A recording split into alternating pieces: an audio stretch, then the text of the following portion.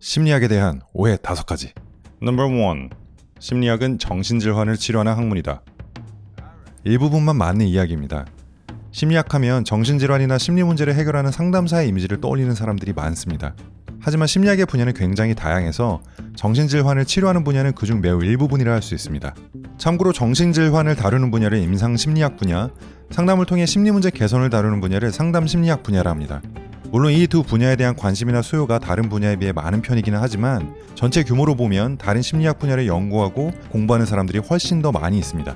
심리학 분야를 다 소개하기는 어렵지만 대표적인 몇몇 분야를 매우 단순화하여 소개하면 다음과 같습니다. 지각 및 인지심리학 분야에서는 인간의 뇌가 정보를 어떻게 처리하는지를 다룹니다. 인공지능 개발과도 깊은 관련이 있는 분야겠죠. 조직심리학 분야에서는 기업의 조직문화 개선, 개인의 직무수행 향상과 같은 주제를 연구합니다. 성격심리학 분야에서는 성격과 행복의 상관관계, 성격의 변화 가능성, 자존감 등에 대한 주제를 다루고 사회심리학 분야에서는 집단에 대한 동조, 수능, 복종과 같은 주제들을 다룹니다. 지금 소개한 분야를 전공하거나 연구하는 사람들은 임상심리학이나 상담심리학에서 배우는 내용은 전혀 모르는 경우도 많습니다. 이 말인즉 심리학을 전공한다고 다 상담을 할 수 있는 것은 아니라는 것이죠. Number 2. 심리학을 공부하면 남의 성격을 알아맞힐 수 있다. 전혀 사실이 아닙니다. 심리학자가 사람의 행동과 말을 관찰해서 성격을 알아낼 수 있다는 것은 마치 컴퓨터 기술자가 컴퓨터로 프로그램 몇 개를 돌려보고 컴퓨터의 사양을 맞추거나 배관공이 물 흐르는 소리를 듣고 배관이 어떻게 휘어있는지 맞추는 것과도 같습니다. 만약 심리학자가 행동과 관찰로 사람의 성격을 파악할 수 있다면 성격검사와 같은 심리검사지가 개발되지 않았겠죠. Number 3. 심리학을 공부하면 남의 마음을 읽을 수 있다. 더 말이 되지 않는 오해입니다. 드라마나 영화를 보면 심리학자들이 앞에 있는 사람의 표정, 손짓, 말투 등을 찰나의 순간에 파악해서 이 사람이 거짓말을 하고 있는지 혹시 호감이 있는지 등등을 맞추는 장면들이 나오곤 합니다. 하지만 대중이 믿고 있는 바와 달리 사람들이 특정 생각, 감정을 가질 때 보이는 반응에는 매우 큰 개인차가 있습니다. 어떤 사람은 초조하면 눈을 위로 올리지만 또 어떤 사람은 밑으로 내리기도 하죠. 그나마 개인차가 작은 신체적 반응은 심장박동, 피부에 땀의 증가와 같은 생리적 반응들인데 이러한 반응들 역시 상대적으로 개인차가 작다 뿐이지 여전히 상당한 개인차가 있습니다. 이러한 생리적 반응을 모두 조합해서 거짓말을 판별하는 거짓말 탐지기 결과가 여전히 법적 증거로 채택되지 못하고 있다는 점을 고려하면 생리적 반응 또한 생각 탐지의 절대적 힌트라 보기는 어렵습니다. 게다가 심리학자는 심장박동이나 피부의 땀 증가 같은 것을 눈으로 볼 수도 없으니 심리학자가 자신의 눈썰미를 동원해서 사람의 마음을 읽어낼 수 있다는 것은 불가능하다고 볼 수 있겠죠. 다른 사람의 의중을 매우 잘 읽는다면 그것은 심리학자라서가 아니라 눈치가 굉장히 빠르기 때문일 것입니다. 그리고 이것은 여담이지만 우리는 대부분의 경우에는 마음으로 소리내어 생각하지 않습니다. 여러분은 밥을 먹고 싶을 때 배고프다, 밥 먹고 싶다 이렇게 마음속으로 소리내어 생각하시나요? 이처럼 우리가 마음속으로 소리내어 생각한다는 믿음은 만화나 영화 때문에 생긴 잘못된 믿음이라 할 수 있습니다.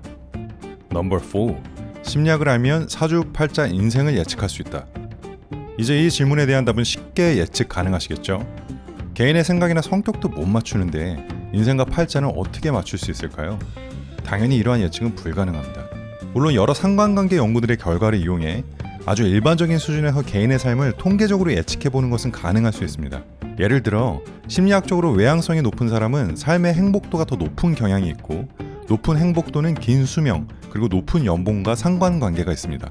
그러니 이러한 지식을 토대로 외향적인 사람이라 판단될 경우에는 앞으로 높은 연봉과 긴 수명을 가질 것이라 예측해볼 수는 있겠죠. 하지만 심리학을 아무리 공부하더라도 운명적인 인연이 언제 올지 재물운을 잡을 결정적인 시기가 언제일지는 예측할 수가 없습니다.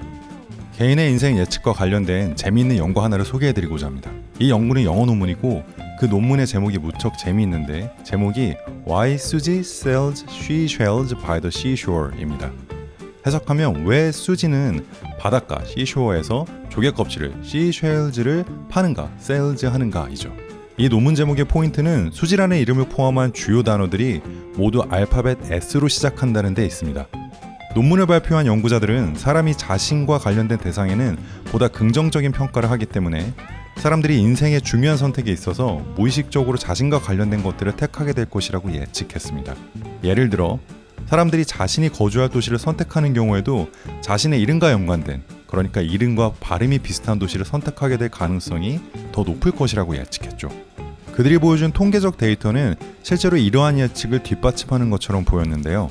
가령 미국 졸지아주에 체류하는 이름이 졸지아인 사람의 수는 통계적 가능성을 고려하면 1103명이어야 하는데 실제로는 2202명이나 거주했고, 플로리다주에 거주하는 이름이 플로렌스인 사람은 통계적 가능성을 고려하면 9641명이어야 하는데 실제로는 13145명이나 거주하고 있었습니다.